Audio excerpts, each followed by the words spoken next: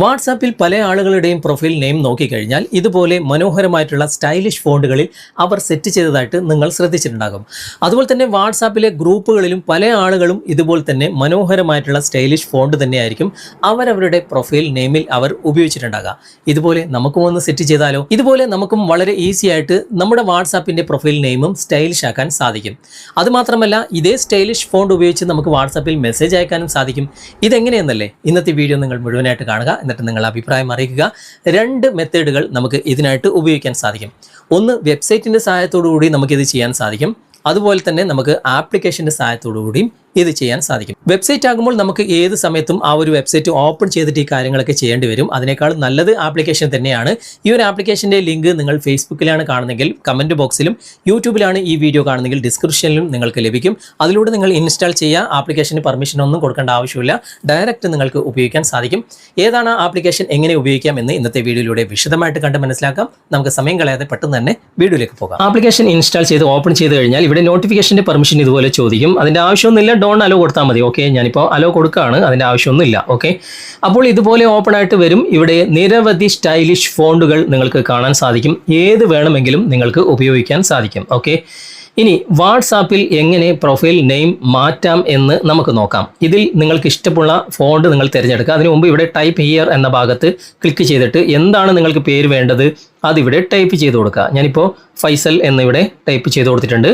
അപ്പോൾ ആ പേരിൽ ഇഷ്ടം പോലെ നല്ല നല്ല ഫോണ്ടുകൾ ഇവിടെ വന്ന് കിടക്കുന്നതായിട്ട് കാണാൻ സാധിക്കും. ഞാനിപ്പോൾ ഈ ഒരു ബ്ലൂ കളറിലെ ഫോണ്ട് ഞാനിപ്പോൾ സെലക്ട് ചെയ്യുകയാണ്. അതിനുശേഷം ഇവിടെ നടുവിൽ കാണുന്ന ഈ ഒരു ഐക്കൺ ഉണ്ടല്ലോ, കോപ്പി എന്ന ഐക്കൺ, അവിടെ ക്ലിക്ക് ചെയ്യുക. ഇത് ക്ലിപ്പ് ബോർഡിൽ കോപ്പി ആയിട്ടുണ്ടാകും. അതിനുശേഷം നിങ്ങൾ ബാക്ക് വരിക, വാട്സാപ്പ് ഓപ്പൺ ചെയ്യുക. ഇവിടെ 3 ഡോട്ട്സിൽ ക്ലിക്ക് ചെയ്യുക. അതിനുശേഷം ഇവിടെ സെറ്റിംഗ്സ് ഓപ്പൺ ചെയ്യുക. ഇപ്പോൾ നിങ്ങളുടെ പ്രൊഫൈൽ നെയിം ഇവിടെ മുകളിൽ കാണാൻ സാധിക്കും. അവിടെ ക്ലിക്ക് ചെയ്യുക.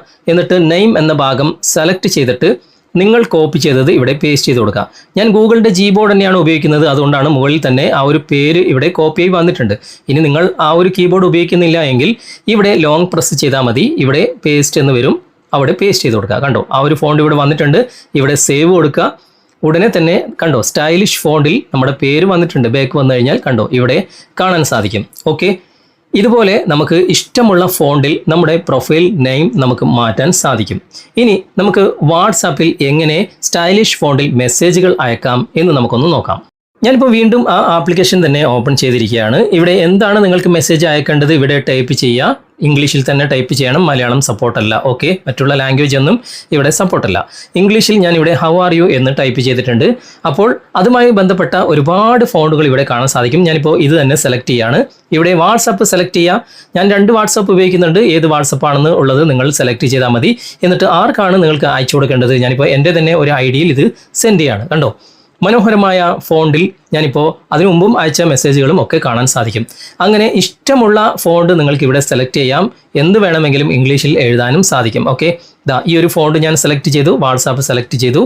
വീണ്ടും ഞാനിവിടെ സെൻഡ് ചെയ്യാണ്. ഓക്കെ, അപ്പോൾ നിങ്ങൾ ഉപയോഗിച്ച് നോക്കുക. എന്നിട്ട് അഭിപ്രായങ്ങൾ തീർച്ചയായിട്ടും കമൻറ്റിൽ അറിയിക്കാൻ മറക്കരുത്. ഓക്കെ, ഇതിൽ ശ്രദ്ധിക്കേണ്ട പ്രധാനപ്പെട്ട ഒരു കാര്യം, നിങ്ങളിപ്പോൾ വാട്സാപ്പിലെ പ്രൊഫൈൽ നെയിം സ്റ്റൈലിഷ് ആക്കി മാറ്റിയിട്ടുണ്ടെങ്കിലും നിങ്ങളെ ഇതിന് മുമ്പ് വാട്സാപ്പിൽ ആഡ് ചെയ്ത ആളുകൾക്ക് ഒരിക്കലും തന്നെ ഈ ഒരു സ്റ്റൈലിഷ് ഫോണ്ട് കാണിക്കില്ല.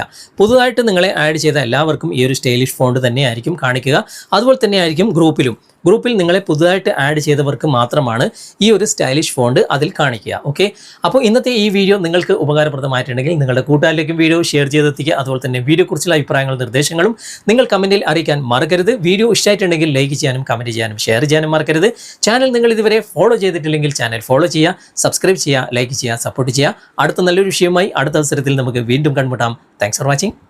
ബൈ.